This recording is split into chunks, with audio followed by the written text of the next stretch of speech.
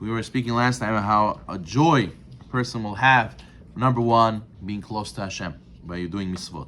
Then, the joy of uplifting the whole world, as you made the whole world worth making, creating it, because now you're doing the purpose of what the world was created for.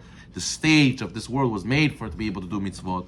And number three, we said, is when you go and subdue the sitra achra, and you overcome physicality, you uplift physicality. You made it that the Yetzer Hara was worth creating. You made it that the Sitra Achra was worth creating. For this, you overcame it. And that's what we said the secret of when you do Averah, you need to show out from love, the Averah turns into Mitzvah. Because now the Sitra Achra got flipped. And it got uplifted to now motivate you more to come closer to Hashem.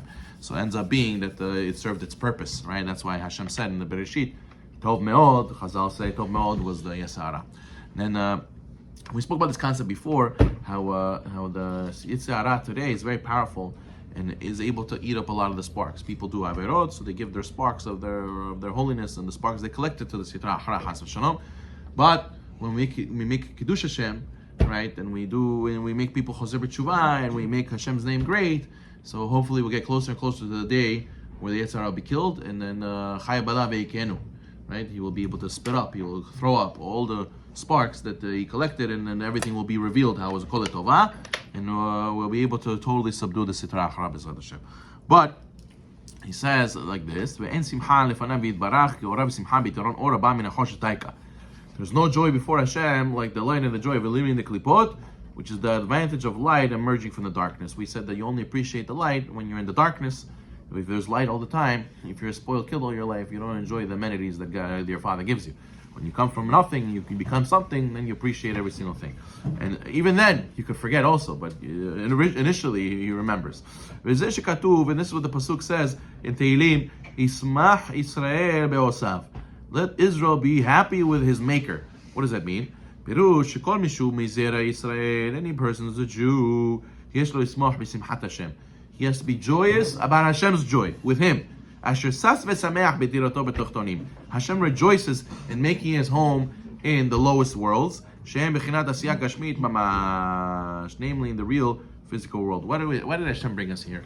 Why are we in this world? So the Mesech Yesharim says to enjoy. Enjoy from what? Ziva Shechina, from the pleasantness of God's splendor of His Shechina, the light of His radiance of His Shechina. Now, we couldn't do that in Olam Haba, in Gan Eden, in heaven. Yeah, we could. But God doesn't want to give us Nahama de Kisufa. He doesn't want to give us poor man's bread, which is a handout. He wants us to earn it. So how do we earn it? How do we earn this reward in enjoying God's presence in Olam Haba? He says, come to this world, overcome physicality, learn to appreciate spirituality, and then it's an acquired taste. Acquire this taste, and then you'll enjoy it in Olam Haba. But you have to overcome a lot of obstacles. And by the way, you're also revealing God's name on levels that were never revealed before. Because you're coming into a physical world which was not before, so everything was spiritual, and Hashem created a physical world, and He created things that look like the opposite of Him, and created things that go against Him, and you're still showing Hashem's name over there, and you're still proving Hashem is the best, and Hashem is the one, and Hashem is the way to go, in the lowest of the low, and Hashem gets such a joy from that, such a joy from revealing His name in the lowest of the low, and therefore, that's the Smach Yisrael Ba'asav. Jewish people should be happy with their maker, and that their maker is happy with them. So he says, Why does it say Osav, his makers? It should be his maker, one, Hashem. No, he says, the plural alludes to the physical world, which has the Chas v'Shalom apparent multiplicity, which means that it looks like there's many things that run the world in this physical world, but really, you overcome these things. You overcome these potential makers, and you realize Hashem is the maker. That's where He gives simcha. According to Kabbalah, the place where the Sitra Achra and the Klipot dwell is called Reshut Rabim, the public domain. And on Shabbat, you're not allowed to carry in Reshut Rabim. So the Kabbalists say that hints that you cannot carry in Reshut Rabim means that you cannot get sparks from the Sitra Achra. Right, a person thinks, I could do Averah, Lishma. I'll do Averah and do it as a mitzvah. Do it for a good purpose. It's never. You can't ever carry Reshut Rabim. Even if you do Eruv, you can't carry Reshut Rabim. There's no way to carry there. Right? In a Carmelit, where it's a semi-public domain, you can fix it by doing Eruv. But Reshut Rabim is the zone of the klipot. Veture de Peruda. The Zohar also calls the divided mounted peaks, which means that with Hashem, total unity. The klipa is multiple divisions. It's multiple separations. And therefore, through overcoming these things and making Hashem happy, He transformed these klipot into light, and You make them from public domain to private domain. And in the private domain, you're allowed to carry on Shabbat. There's no problem to carry on Shabbat. He says, now we know the thing that is known is that the Avot were a chariot for Hashem. They knew how to reveal Hashem's name the most.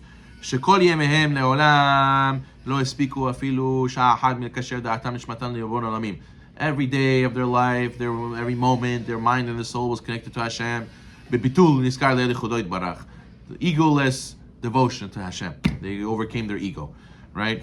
And then they said, after them all the prophets, and then we have Moshe Rabbeinu, Madrigat Moshe Rabbeinu, Alav Shalom, Hu Ola Kulana. That's one of the 30 principles of faith. You have to realize Moses was the highest prophet, and his prophecy was true.